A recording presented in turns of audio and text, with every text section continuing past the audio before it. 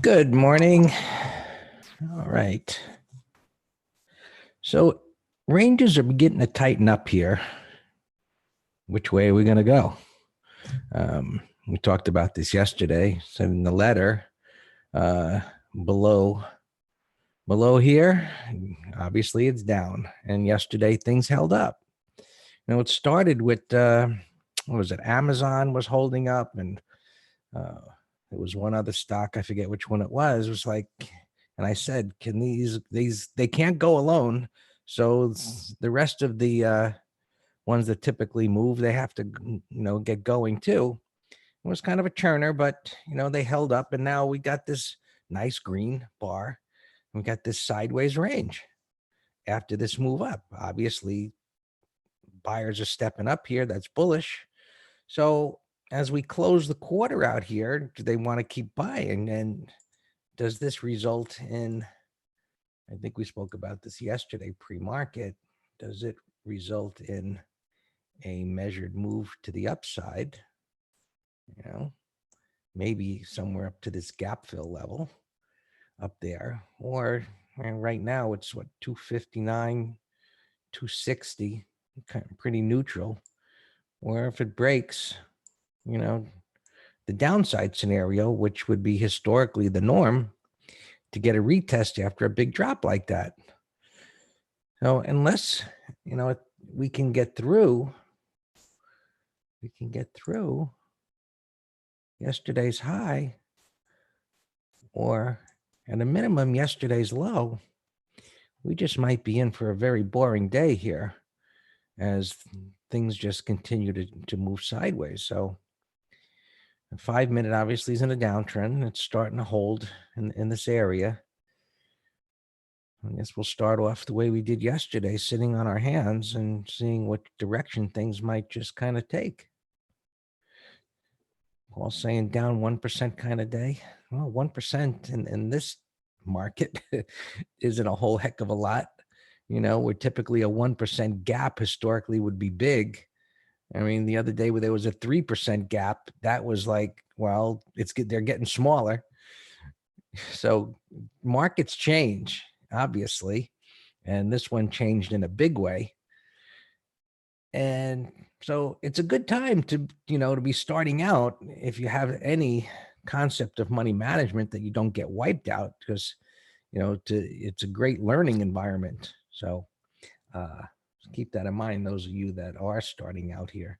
But let's see where these other markets are. Sometimes, we do get clues by looking at other markets, that whether they're showing some relative strength or relative weakness. Over the past several weeks, we've kind of gotten a lot of markets looking pretty much the same as we look at multiple time frames, just to different degrees as to what they move up or down. We did talk about the vertical move in the weekly chart. And while this was a nice big green reversal day, which is an awesome start to creating a bottom, historically, vertical moves like this, they don't go straight back up again. They typically spend time retesting or going sideways.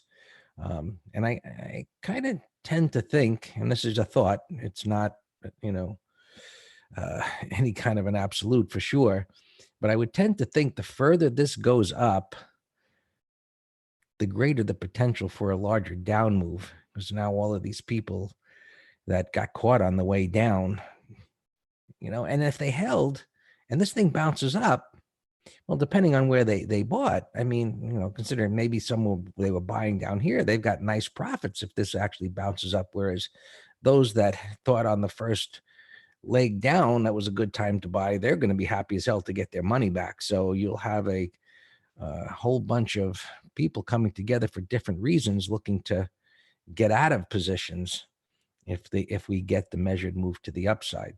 We'll just have to see how it turns out in the short term.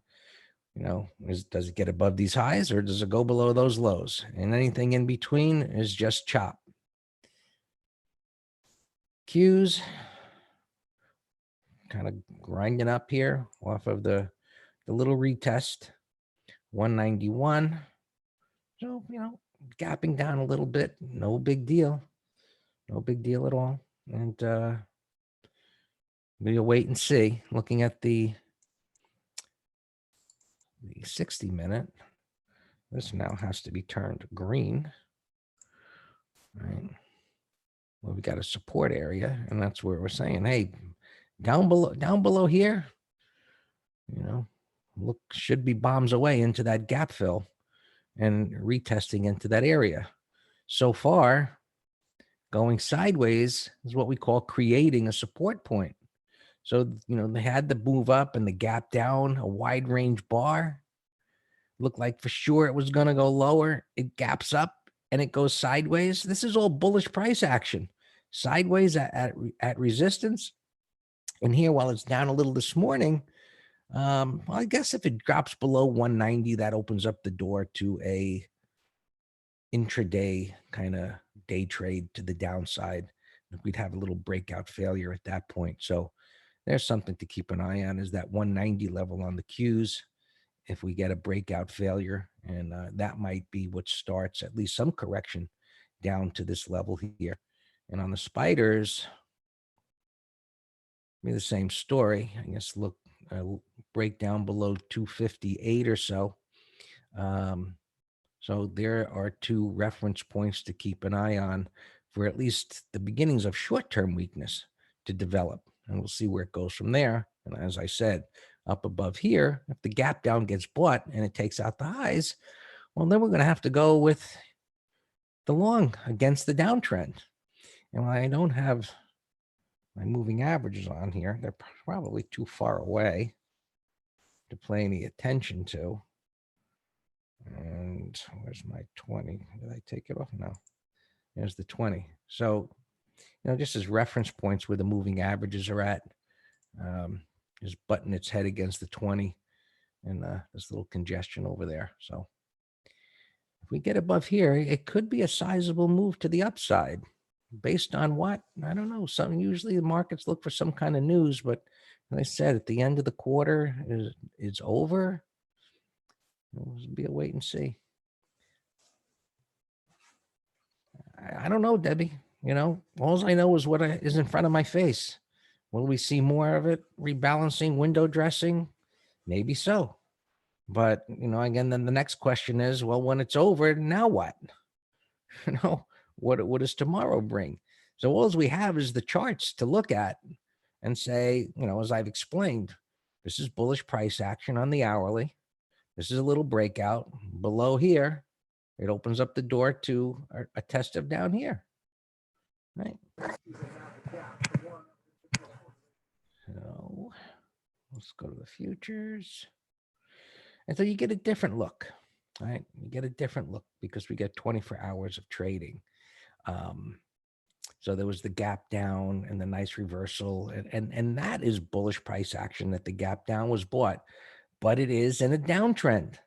So, one of the things that when we were looking at different patterns yesterday, I said, well, yeah, that is a good continuation type of a pattern, but it's in a downtrend. If we had this picture where it was going up, they say this came out of a base and we had that pattern, the bias could only be long because the odds would favor it tremendously within an uptrend to have a continuation pattern versus this happening within a downtrend. So a lot of what we do here at Master Trader and we call Master Trader Technical Strategies is based on common sense. But because the majorities are so influenced by the indicator-based methodology and the dark side of, Elliott waves and fib lines and all the other BS that's out there, the common sense goes out the window because you're looking for this complicated method of trying to predict something with ultimate accuracy, right? It's just, this isn't, being an architect or an engineer where you're building, a bridge. This is probabilities. It's not guarantees. This isn't a guarantee the building won't fall down or the breakout won't fail. This is, hey, a continuation pattern in a downtrend doesn't have the same probabilities as a continuation pattern in an uptrend that had, a 2-week base. So a lot of common sense goes a long way in this business. So now looking at the futures here, little correction that's going on. 0 day to expiration. Well, today's Tuesday, so tomorrow would be same story. Does it stay below here? So if the futures were to test 2,500, I would say above these highs would be worth a consideration for a call spread, because now you've got this little double top going on. You've got a deeper retracement on the hourly. Yeah, it'll probably stop here. And if it goes down a little bit below, with this low like that, it gets kind of like stuck here, we'll have to assess it, or, as it plays out. But it may be one of those days of an Iron Condor, where it's just going to be one of these choppy days within this range. Right. So we'll figure it out, as we get more information, maybe by 10 o'clock or so. All right. Dan will cover that, John. He'll look at Amazon for you. I'm just covering the markets here. And Qs. So a little slightly peekaboo new high and a break of the trend on the hourly. You're looking at the daily, like really no big deal. So there's going to be more wait and see, but this is a little bit of weakness, but it's only pre-market. Again, could be just a choppy day, but intraday, we could have some day trade opportunities in the futures for sure. YM, right. Chop, same story. Really nothing to add there. Russell, right. Same thing, chopping around. Oil, right, was under $20 for a little while yesterday, as you can see right here, and it had this downside reversal. This is a shock pattern, as we call it. You had a breakdown, and it rips right back up again, catching the shorts, and then it went sideways, so a downside shakeout. So it's a good pattern in whatever time frame you see it. But to catch it like this and then the sideways, it would have been a very nice trading setup. They've haven't taken advantage of. Bonds down here a bit, no big deal, chopping around into resistance. We'll see what they do. So, it's a lot of here, which way do they go? We had the move off of the low. All the good news is out. We waited for the trillions, and nobody's in mailbox yet got one of those checks, but trillions of dollars are coming. What is the next thing to come that makes the market happy, or the lack thereof? We'll have to see. And gold is kind of hanging up here nice. It keeps getting sold as it pops up, but it's just building up support after this big run up here. So that looks okay, just not ready yet. Silver got whacked, right? Breaking down through some long-term support, but it's coming back, and it's not rolling over, but it's definitely a sell setup there. Yeah, I don't read the Wall Street Journal, Debbie. I look at Barron sometimes on the weekends, but Dan reads it. So if there's something bad in there, he can share it with you. He reads it, makes comments about it. I'm just curious. I don't look at ETFs that much pre-market, but just curious, what are the semis doing here? Yeah, they're holding up okay. And SMH. They were leading at the top, and then they started to lead the way down. So it's a good one to keep an eye on to see what it's doing. Man's mentioning NVIDIA. Yeah, that kind of leading. But again, that could be, even if you're not trading it, it could be a measure as to the health of the market. Is that, hey, if this is moving up, right, from here to above 270 and moving up, well, that's going to be a good sign for the market that the institutions are coming for what they liked before. If it breaks down below yesterday's low today, well, that could be another way. And so we'll see how it all shapes up. And I would love to have a retest here, because historically that gets the bigger move, but a measured move is something that we could take advantage of, but it's probably going to be short-lived before the next wave of selling comes. Anyway, so we'll see how it all turns out. All yours, Dan.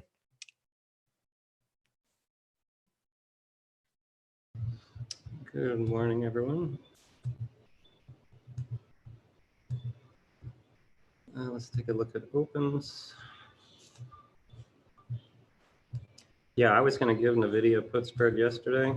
I had it loaded up, and then just the spreads were too crazy. So I posted it in a Telegram text that they could do it on their own. But I got it up here in the upper right. Had a nice gap up, came in, higher low. Yeah, looks good. Yeah, you got it. All right, so yesterday, somebody was asking about Amazon. We have a put spread from yesterday. This was showing great strength. So it's fine, you know, right here at resistance, but in terms of retracement, the 15-minute chart, it looks great. We did a put spread on Netflix, relative strength, and then into the close, we did a bear call credit spread, the 55-65. And, you know, even with the market down, this is, where are we? It looks flat.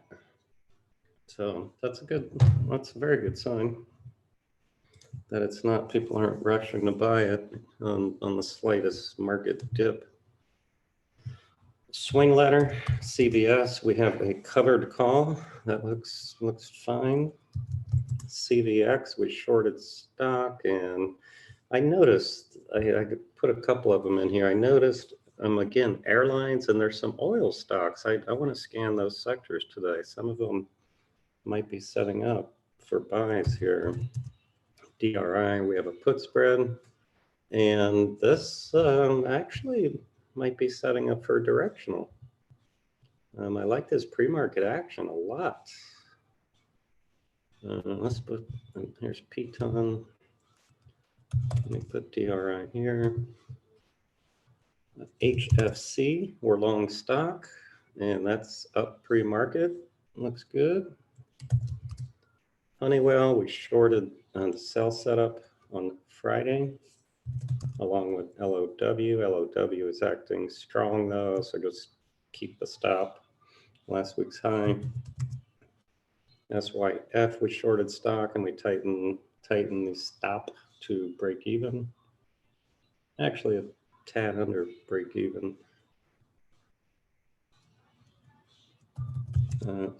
Under breaking even, meaning it'd be a profit. WWD, we covered a third. And we shorted ALB yesterday. Amazon's, YouTube's asking the range for the next 2 weeks. The range.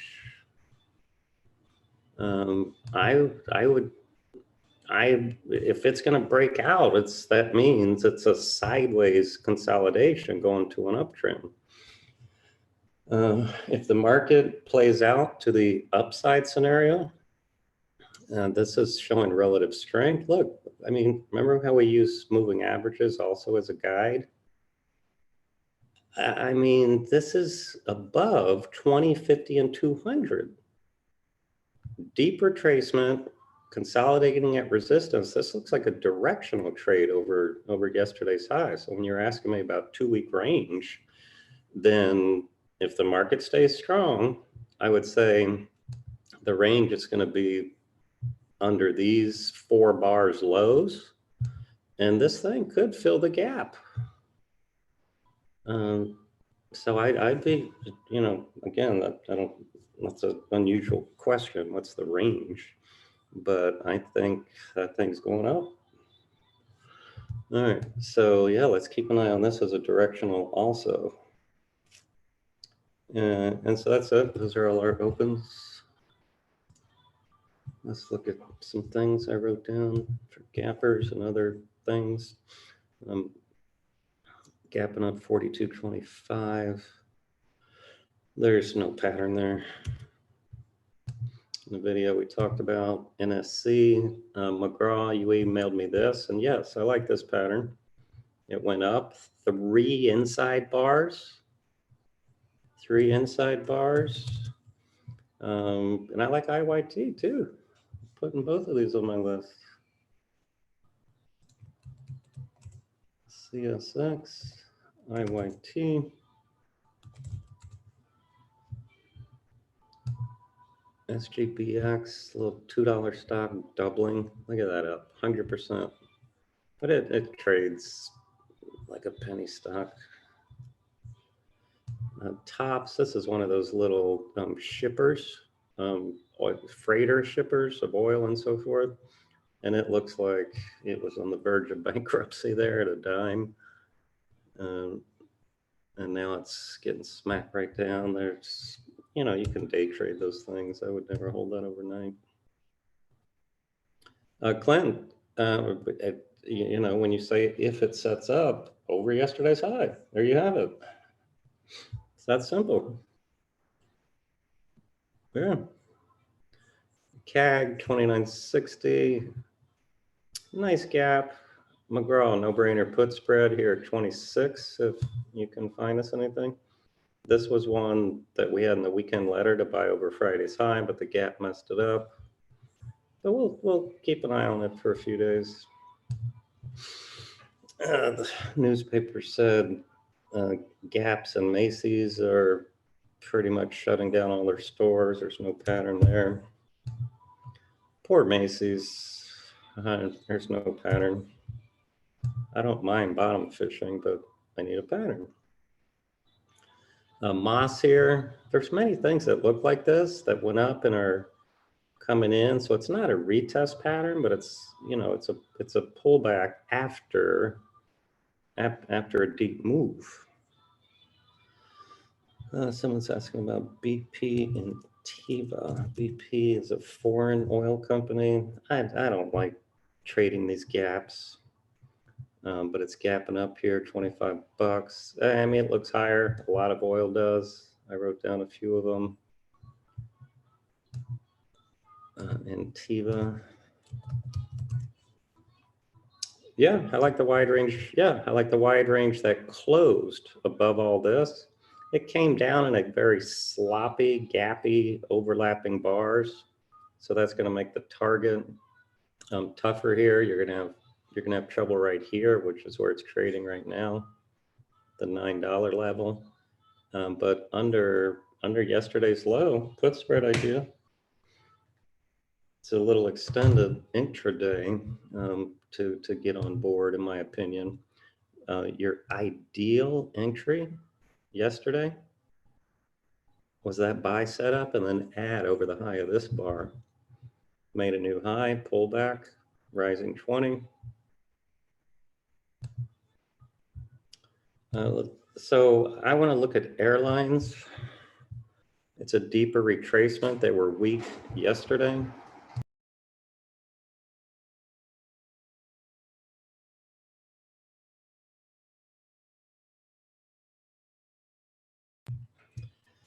So if we can get the turn, then this would be our retest. UAL, same. Dow, same. And these would also be great put spread candidates, but they have really sucked the juice out of these things. We had a bonanza selling put spreads when the high volatility.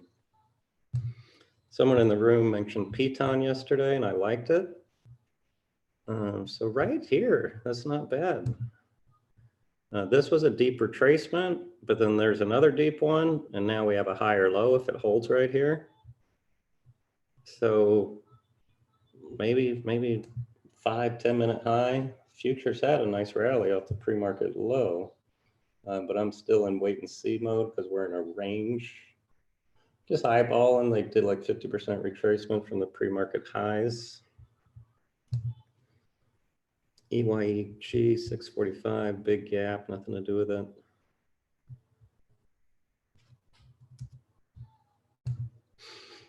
Cruise ships still weak. You know, they aren't going to get the love that the airlines are going to get in the bailout bill.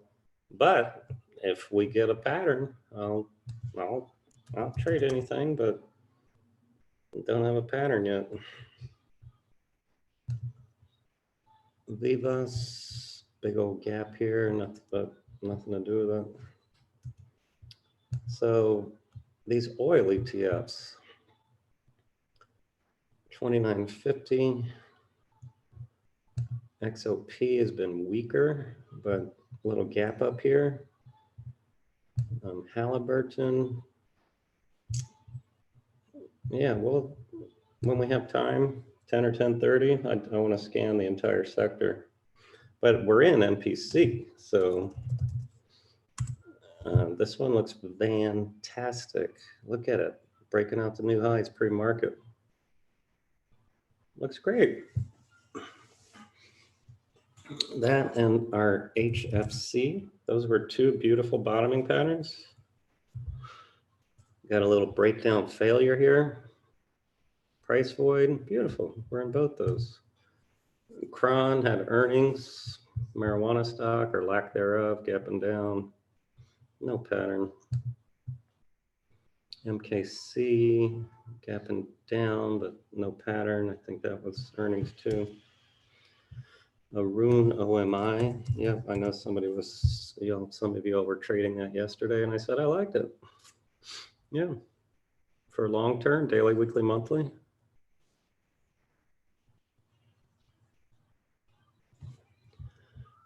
RH had earnings, bearish gap 101, 30-minute low. That could be a call spread. Yeah, here's his AMRN. I read that it lost a patent lawsuit. This actually was on my long watch list, kind of the flavor of a little bit of Amazon, deep retracement going sideways at resistance, but it withdrew earnings, so has an ugly gap, so no interest in it now. Here is another bottoming pattern, little bullish 1, 2, 3, 4.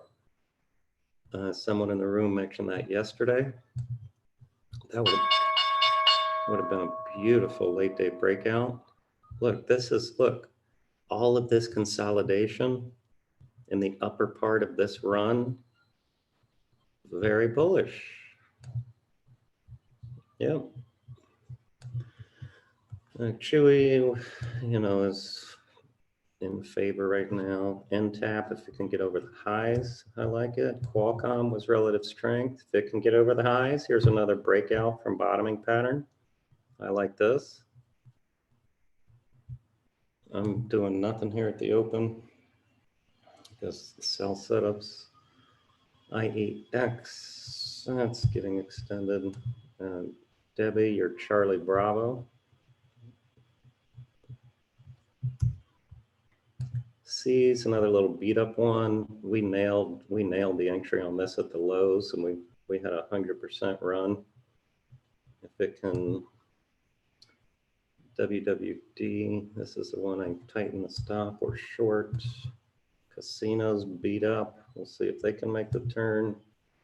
Zooms, one of these stay-at-home stocks. It's been in play. Roku is another one of these deep retracement. Might be making the higher low. VXX, our call spread's doing fine. Microsoft was strong yesterday. Intel's, it's a mess. All right, spiders here, see, so we have a sell setup. Well, it's a mess. That's what it is.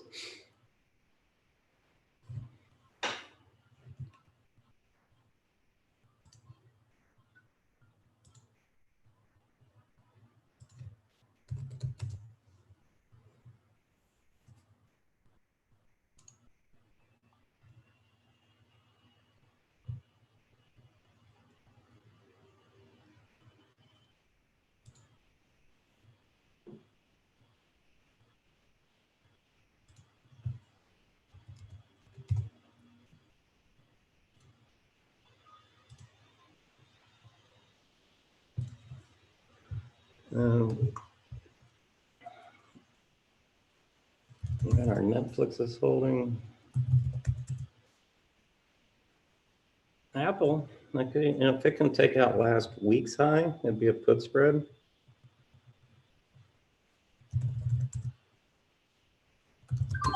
ENB. I'm not sure. I don't know.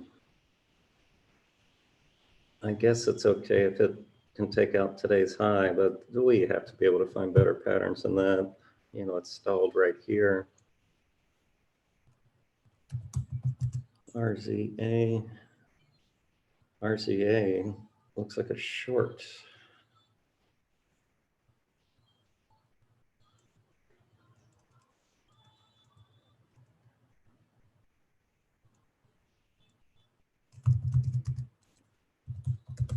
If Amazon closes like this, then it would be a 1, 2, 3. That would be beautiful.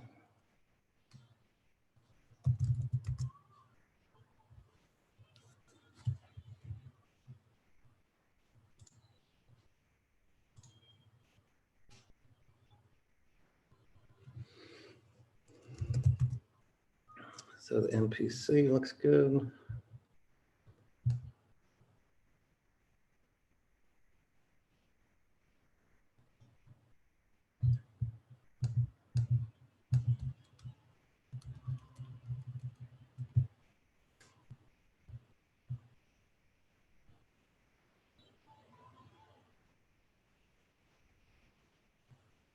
Oh, MPC. I have in here, we shorted the $20 puts. I thought we were long stock. Shoot, I would have given that as a long. SPX.